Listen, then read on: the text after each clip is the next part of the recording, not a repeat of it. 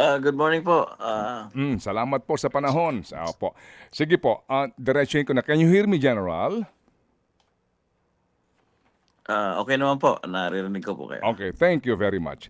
Sir, ito lang po, no? Kasi wala na ho kaming sapat nga na oras. Sorry po at kayo po kasi confirm na medyo late na rin po sa ating pong imbitasyon. Ganito po, meron kayong mga panayam at inyong binabanggit ano po, na nung nangyari po yung baril, yung putukan, in the afternoon pa lang, nakita nyo na po sa CCTV yung umano'y mga ahente ng NBI, tama po?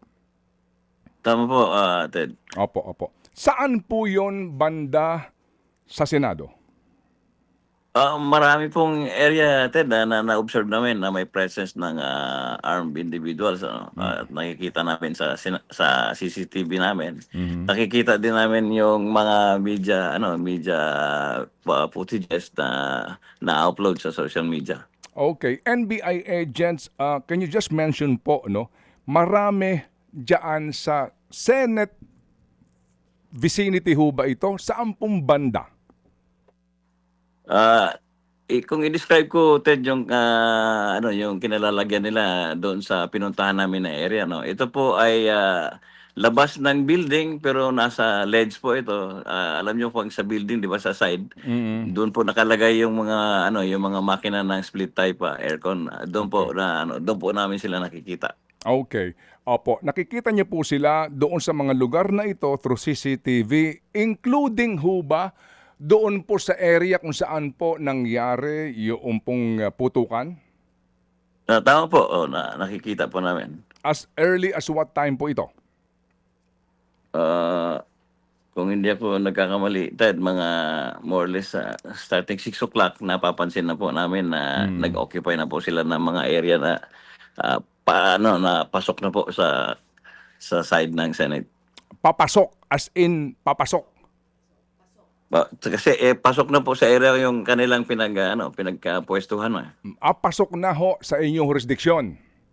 Tama po, Ted. Okay, okay. Although hindi ito inside the building, but yung ledge po, Okay. kasama na po sa area ng Senado. Did you care to call their director to inform him of the presence of his agents?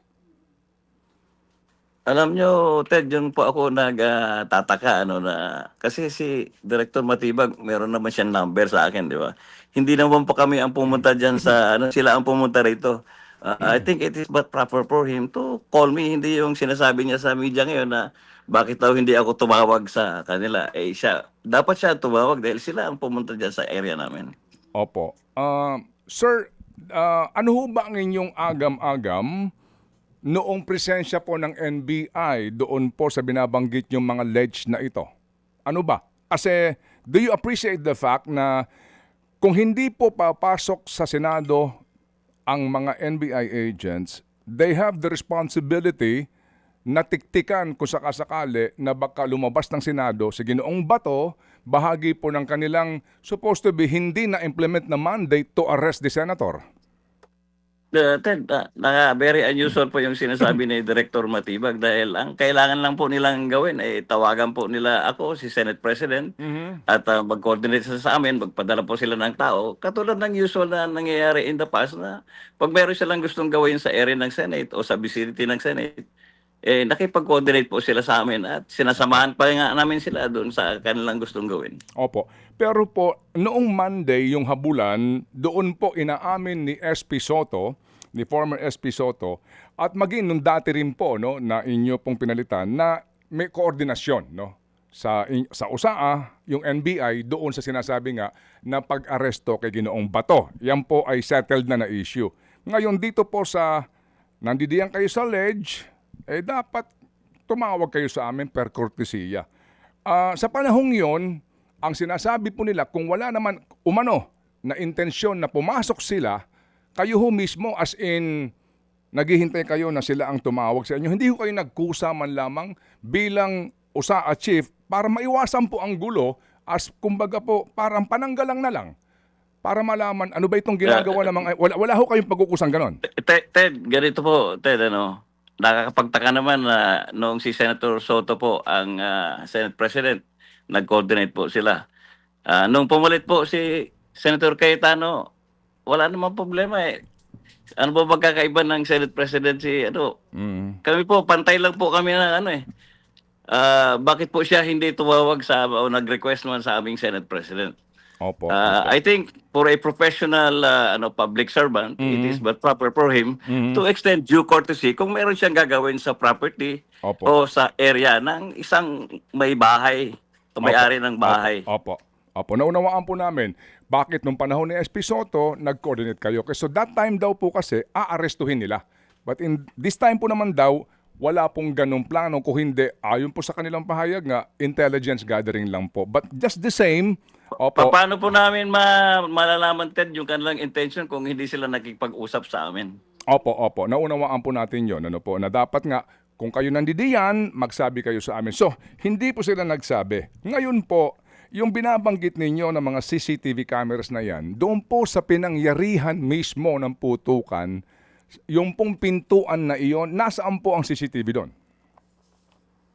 Hindi ko po masyado maano, Ted, ano, pero pinare-review ko ang mga CCTV. May mga nakukuha naman kami na ano na footages. Pero hindi ko Okay. po masabi ngayon kasi hindi ko naman na-review pa lahat. Marami po Opo. 'yan eh. Opo, Kasi opo. hindi lang po doon sa area na 'yun ang presence na nakita namin. Mhm. Marami po sa ibang floors, mayroon din po silang mga tauhan. Mhm. Sa ground floor, sa Opo. fifth floor, marami po, Ted. Hindi ko po Opo, opo. masabi ngayon Yes, sir. dahil Yes, sir. mahaba po yung CCTV na Opo. re-reviewin namin. Opo, yung nga po. Pero yun ho, 'di ba ho, doon sa kung saan po nandoon yung mga media, 'di ba yung dulo ng second floor na iyon, yun po ay merong bridge papunta mismo sa area ng GSIS, tama? Tama po, Ted. Okay, opo. Yung bridge na iyon, nasaan ang pinto? Before the bridge or after the bridge? Ang bridge kasi ito yung open area na ito, Ted, ano? Tapos sa magkabilaang side po, may mga pinto po kami, may emergency exit po. So sa labas po ito. Ang pinto po ay before the bridge. Ang pinto ay before the bridge. Sino ang may hawak ng susi noong pagbubukas ng pinto papunta doon sa bridge? Ted, emergency exit po ito. So wala po itong susi. Tinutulak lang po ito from the inside. Okay, so meaning ito ho ay emergency exit na maaring dinadaanan din po ng mga kawani ninyo papunta doon sa bridge kung saan po may kantin din yung GSIS. Hindi ko po kabisado sa GSIS sa GSIS side. Hindi ko po alam kung Okay. ano yung Opo. meron doon sa kabilang side po. Okay, so yung pinto na ito kaninyo, walang lock ito. Wala pong lock from the inside po. Pwede po yung itulak nito kasi fire exit po ito. Ted, ano? Kung magkakaroon ng sunog, itutulak lang po ito from the inside. Mabubuksan na po. Sige. Nung ho ba kayo pumunta doon sa dulo ng second floor, kayo ho ba ang nagtulak ng pinto papunta doon sa bridge? Kami po ang nagbukas sa Ted. Dahan-dahan po, sinili po namin sila at doon po namin na confirm na meron pong armed individual sa Okay. sa area na kasama na po sa sa Okay. Senado. Opo. Yung pong area po kung saan kaninyo naispatan ninyo ang mga armado ito ng kalalakihan, NBI agents na human na confirm ninyo? Nakikita po namin yung uniforme nila, ano, at saka nung pag-challenge naman namin, nagpakilala din po sila na NBI agents. Opo, opo. Kaya po nagkaroon po kami nagbigay po kami ng verbal warning na Opo. ibaba nila yung mga Sige. baril nila. Opo. So sige, pagpasok niyo po ng pinto, dahan-dahan yung tinulak.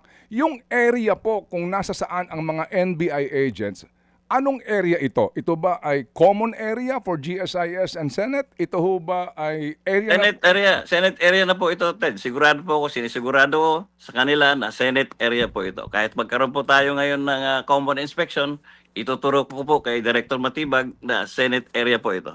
Alright. So nung pong inyong nakita itong mga NBI agents na ito kaninyo, as you claim ay Senate area na, yung pong mga tinamaan na mga salamin, nasaan po banda iyon at saan ano po ang actual na ginagawa ng mga ahente nung sumilip kayo? Hindi po nila, Ted, kami nakikita, no? Kami po ang unang nakakita sa kanila. Kaya kung gusto po namin silang barilin, siguro naubos po namin sila siguro, Ted, kung gusto po talaga namin silang barilin. Ilan po ba sila? Ako po personally, Ted, nandun po ako sa tatlo po kami na nandun na nagsisilip, ano. Mhm. Ako personally nakita ko mga dalawa hanggang tatlong tao po ang nakikita ko. Hmm, Pero sa CCTV po namin, marami po sila. At op makikita naman natin sa footages na mhm. naka-upload sa social media na marami sila at armado po sila. Nakahanda po sila ng Opo, iba po opo, makipagbarilan sa op sa kung sino mga opo, iba po yung footage sa ibaba, iba po yung footage sa itaas, just to clarify it, ano po, General. Ngayon, yung pong sinasabi ninyo na nandoon yung mga NBI agents at that time, ito ho yung mga pasado na alas 7:40 po ng gabi, meron ho bang blue guard doon? wala po kaming nakikita na blue guards. Ng GSIs, wala po. Pawang, ang inyo pong Ako identification. po, Ted, ang mismo nakakita. Wala po ako nakikita na blue guards doon. Okay. Ngayon, sir, noong pong kayo'y pumasok doon, kaninyo, inaamin po ninyo, kayo po ang unang nagpaputok. Ako po ang nagpaputok ng warning shot. Opo. Nagpaputok ng warning shot. Can you just describe to us, sir, ano po ang senaryo? Sumigaw kayo and then paano ho kayo nagpaputok at ilang pong warning shot? Ted, ang protocol po namin, kung may makita po kaming danger, i-challenge po namin sila kung sino po sila, yung identity nila. Pangalawa, kung may nakita kami na may baril sila o may danger na posibleng mga gagawin sila sa amin, Mm. we will order them to lower o stand down yung kanilang baril. Mm. Pero yun na po, pag nung nagbigay po ako ng order na kung ibaba nila yung mga baril at hindi naman sila nag-comply, kaya po ako nagpaputok ng warning shot. Ilan po ang inyong pinaputok, General? Isa po, Ted, ang warning shot po, Ted, sa aking experience, isa lang po. Isa lang. Wala pong warning shot na more than one. Opo, opo. Ang per your version of the story, ano po, nagpaputok kayo ng isang beses. Ngayon, tatlo ho ang nakita ninyo doon ng mga ahente. Kano yung inyong visuals po, tatlo. Yes, madilim, Ted, no? So naaninag ko lang. So mga dalawa, tatlo, parang gano'n. Okay. And then, sa kwento po ninyo, hindi sila, pinabababa nyo ang armas, pero hindi ginawa yun, itinaas yung armas na tumutok ho ba sa inyo? Yun po yung naaninag namin. Naaaninag ninyo. Tama, ano po? Tama po, Ted, Opo. naaninag po na. So you have the assumption po ninyo, naaaninag ninyo, pero hindi kayo sigurado. Ted, sa haba po ng aking experience bilang law enforcement instinct po ito, Ted, to Opo. protect yourself. Correct, sir. At yan nga po din, dapat kang maging handa for any eventuality, lalo na kapag ang pinag-uusapan ay kaligtasan. Pero I'm sure, sir, bilang dati pong Chief ng Directorate for Operations ng PNP, kabisado po ninyo ang lahat ng mga regulasyon tungkol dito. Ano ba regulasyon po ninyo sa pagpapaputok ng warning shot? Pag may nakita po kaming danger, Ted, hindi po naman namin binabaril yung tao kaagad. So, kaya po, yun ang purpose po ng warning shot. To send the message na dapat mag-stand down po sila. Hindi po sila pwedeng hindi mag-comply sa aming Opo. Dahil naka-ready po kami pagka mayroon po Correct. silang gagawin na hindi masama. Correct, sir. Na masama. Correct, sir. Napanood po namin yung visuals, kung gaano kayo karami, sa inyong likuran, Nung kayo nag-vest, nagkasanang barel, at sinabi niyo may huhulihin kayo, nakita po namin kung gaano kayo karami na Marines, naka-uniforme, pulis naka-uniforme, hindi pa kasama yung tropa nyo mismo sa USAA. Ano po? Tama po yun, di ho ba? Ang dami po ninyo, ano po? Ted, hindi ko mabigay yung bilang kasi actually, Yeah. Okay. ano Anyway, yun, very quickly po kami nag-assemble ng quick reaction team. Kung nakikita niyo po, kami po ang nasa unahan, USAA po. Ang susunod po sa amin ay yung mga pulis. Nasa likod lang po yung mga Marines. Kasi Opo. hindi naman talaga labanan ng hanap namin. Kasi kung labanan po ang hanap namin, doon na namin nilagay yung mga Marines sa unahan. yung nga po, naunawaan namin. Pero nakita po namin sa video, sa lahat ng coverages po, kung gaano karami ang tropa ninyo, nakatulong ninyo, kumbaga, di ho ba, Kung gaano karami yung Marines, gaano karami ang pulis, at kayo po mismo sa USAA. And kami po, nung nakita na namin yung video, mukha pong doon nga sa inyong pinuntahan, doon po sila. So, at that time po, tatlo ang inyong visuals sa NBI. Yung actual lang Okay. po, Yeah, actual. okay. Yes. Pero Okay. nasabi ko sa mga Opo. footages po na na-review Okay. namin, marami po Opo. kami nakitang arm ano. So Opo. ang Sige. tawag po namin doon sa Okay. sa law enforcement at military parlance ay yung estimate of the situation. Yon, tama So po yun. base sa intelligence na papasok po sa amin, ganun po kadaming security yung Okay. puwersa na aming ihahanda. Opo. Kasi po, sir, para lang ho sa mga pulis na nakikinig ngayon sa atin, lalo na itong mga criminology students, para ho maintindihan ito at malaman nila ang kanilang ang tamang panuntunan, ang sinasabi po sa inyong manual, sa pulisya po na inyo pong kinalakihan, the police shall not use warning shots during police operation except when the police officer is outnumbered and overpowered. Ayo po. Ted, hindi po, mali po, Ted, mali po, Ted. Mali ito? Iko-correct ko lang yung kanyang sinasabi. Ang warning shot po, ginagawa po namin pag meron po kaming na-perceive na danger sa buhay ng ating mga kapulisan. Sir, ito po ay official Directorate for Operations, PNP Revised Operational Procedures, Section 2.11. Ito ho ang nakasulat mismo sa inyong manual. With all due respect. Hello, Ted. Hello, Ted. Yeah, General. Opo. Ted, wala na po kasi ako sa PNP ngayon, Ted. So I hindi ko know. po hindi ko po ma-reconcile yung sinasabi niyo, pero nung panahon ko po na ako'y bilang pulis, yun po ang pagkakaintindi ko, yun po ang appreciation ko ng aking nalaman. Opo, opo. But ironically nga po, ako naintindihan ko po, no, kasi nga hindi na ho kayo police, pero ironically po, you have been the Chief of Directorate for Operations. At itong memo na ito, mismo po, ito ho yung libro para po sa operasyon ng PNP ay printed mismo at ginawa ng Directorate for Operations. Hindi na ho bale, okay lang po yun. So anyway, opo, Director, ganito po.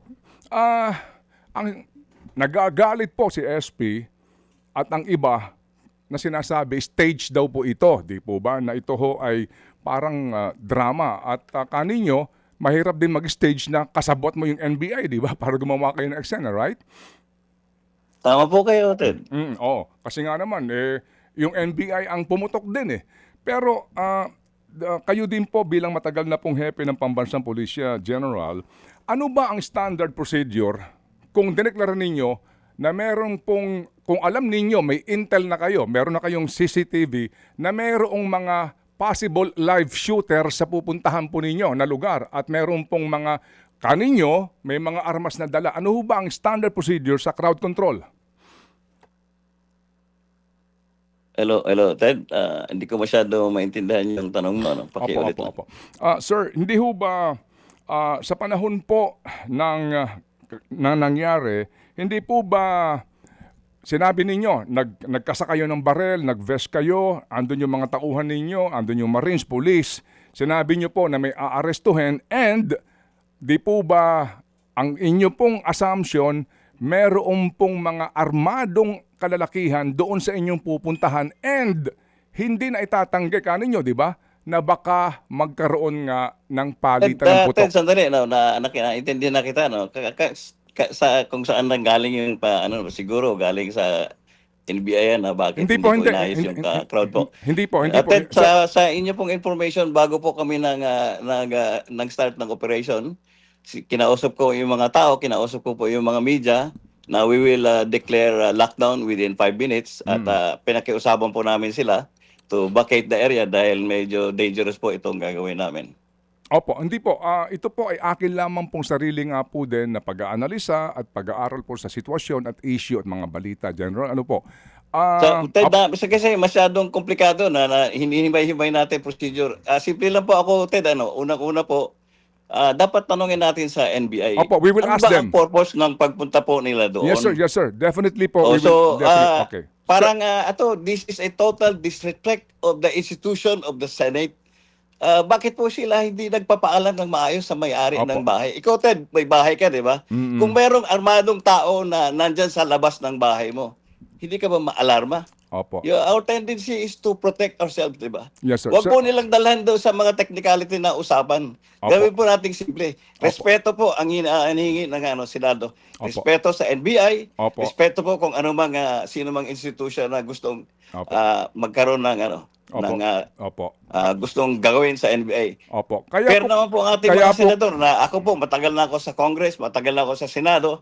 Kung meron po tayong gustong pakiusap sa Senado o sa Kongreso, binibigay naman ng mga senador, ng mga congressman niya pag pinag-usapan ng maganda. opo. Ito po, Pero para General, pong, ang General. feeling po namin, Ted, binastos po kami, binastos Opo, po ang opo. Senado, Yes, sir. binastos po ang ating mga senador, binastos po ang ating Senate President. Dahil nung Monday po, kausap po namin si Director Opo. Matibag. Sir, At sir. Sir, sir.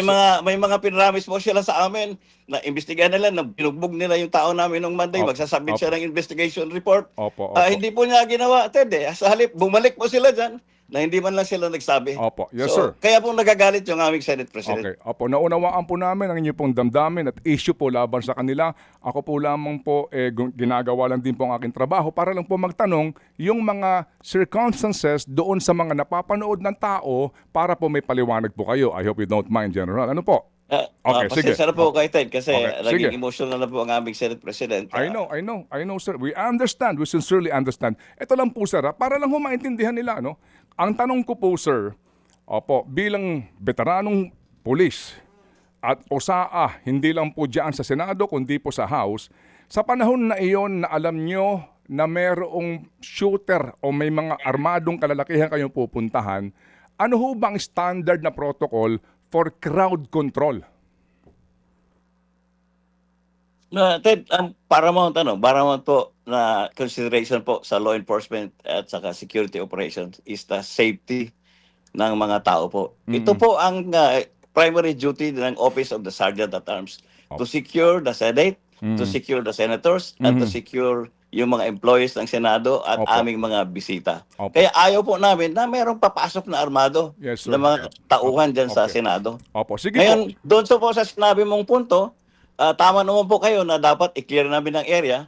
Pero mabilisan na po ito, Ted. Nakikita na po namin sila na malapit na silang pumasok talaga doon sa mga areas namin. Opo, O sige po. Opo. sa mga pinto namin. So, Opo. yung aking warning po, yung aking declaration na mag-lockdown kami, hindi ko po pwedeng ubusin lahat para itulak namin yung mga tao dahil baka kung ito lang asikasuhin ko, baka nakapasok na itong mga NBI agents na ito sa area namin.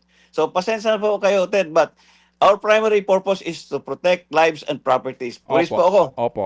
Yun po ang primary role Sige, ng okay. Sige, okay. yun din Opo. po ang role namin sa OSAA, to protect the Senate from Opo. anyone Opo. who will plan or attempt Okay. to Opo. bring violence inside the Senate. Okay. Kasi po, sir, ang amin pong pinalalabas nga ngayon ay itong visuals nung coverage ng media nung actual po na araw na nangyari nga itong gabi. Kaya nga po, kaya kami tumatawag po, tumihingi ng paliwanag sa inyo para nga po sa inyo pong salaysay, kung ano ba talaga ang pangyayari. So balikan ko lang po yung punto ng crowd control. Kanin nyo mabilisan lang, pero sa visuals na amin po napapanood, di ba meron pa kayong pagsusuot ng vest, nakunan po yan lahat, etc. Ang sinasabi po ng ilan, hindi ito NBI kundi po yung mga nag-aanalisa sa ganyan pong uri ng management is that when you say crowd control, dapat daw po talaga ma-vacate the entire floor, the entire area, nakakayanin ng mga tauhan nyo sa dami po ng amin napapanood sa video, paalisin sila nang sa ganon, masiguro lang po na ano man ang mangyari, walang madadamay sa putukan. Pero may mga nagsasabi po, General, na mukhang pati po yung isang umaawat doon na ngumingiti-ngiti para bagang gusto ho daw na talagang may media para mapalabas yung commotion at nang magkaroon ng impresyon na talagang may gulo. Tama po kayo, Ted, na sinasabi mo na dapat i-vacate, di ba, Ted? Pero there's no perfect situation.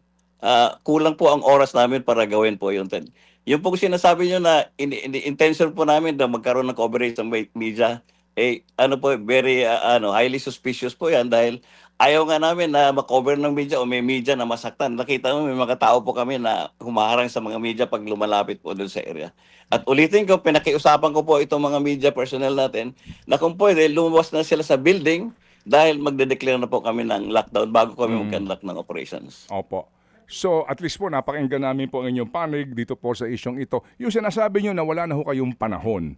So, magmula po nung nakita ninyo, nung hapon pa lang, yung NBI agents, magmula po nung nakita po ng inyong mga tauhan sa CCTV, yung pamumuo ng mga ahente umano ng NBI, that time, wala pa kayong ginagawang plano how to address the situation?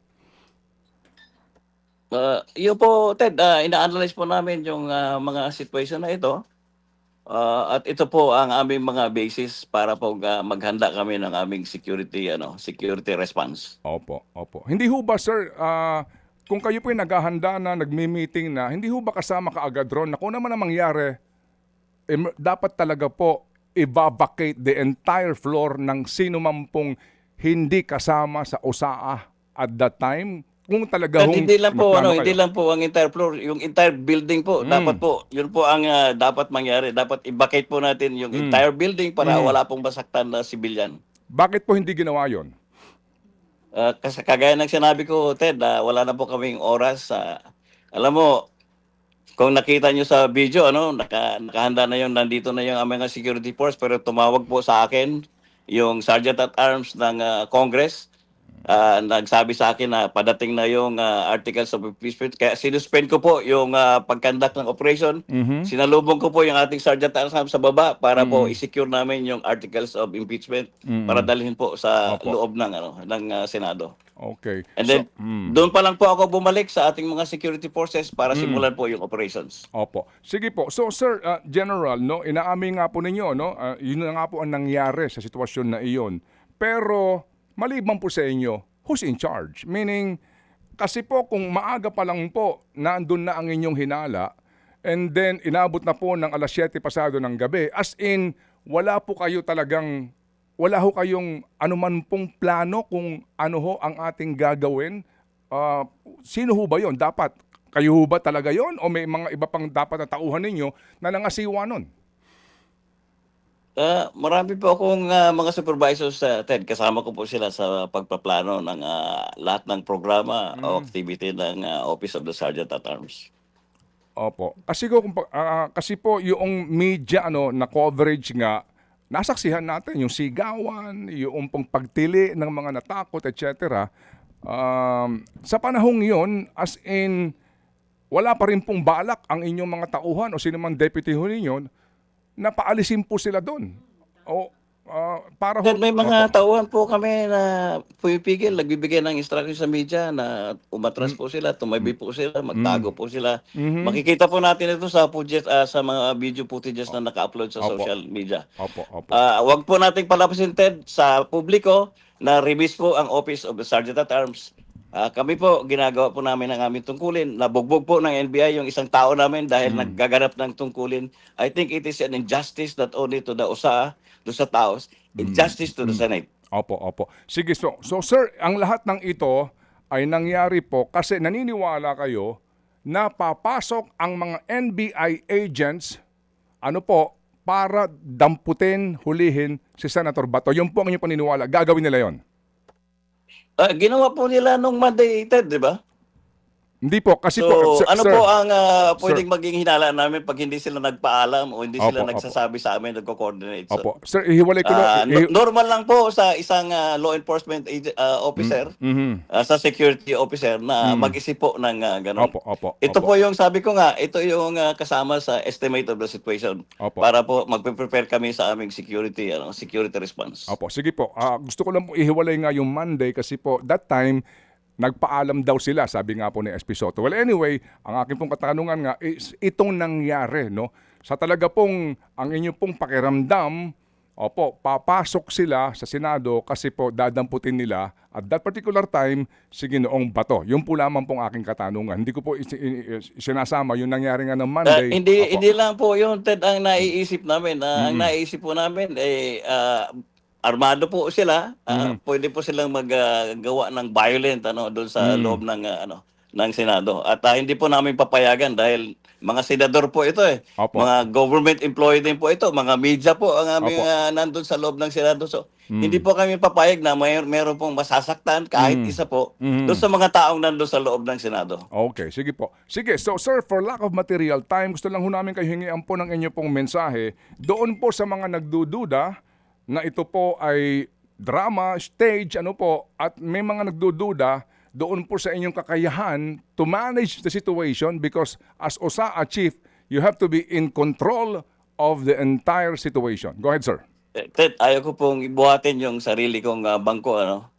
Pero dahil pinagkatiwalaan po ako ni Senator Cayetano ngayon bilang in charge ng Office of Sergeant at Arms, gagawin ko po ang lahat ng aking magagawa. And I don't want to say anything about myself, but my records will speak for itself. Opo. Ngayon, General, ang panawagan ko na sa ating mga kababayan, sa NBI, sa PNP, sa Monday po, in-announce mo po ng ating Senate President na magko-convene na po yung impeachment court. Kami po ay maghahanda na sa aming security preparations para sa impeachment trial. Ah, ano po, kalimutan na natin na nangyari. Magtulong-tulong po tayo para mairaos po natin peacefully itong constitutional mandate ng Senado na bilang impeachment court. okay. General Mau Aplasca, unang-una po, thank you for your time. Salamat sa inyo pong pagpapaliwanag and we can say Godspeed, sir. Salamat na marami. God bless po, Ted.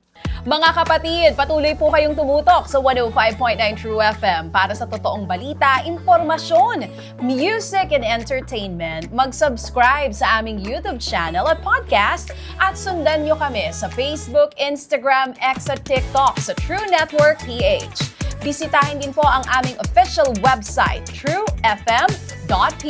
At panoorin din kami sa True TV Signal, Channel 19. Kami po ang 105.9 True FM. Laging true sa'yo, kapatid.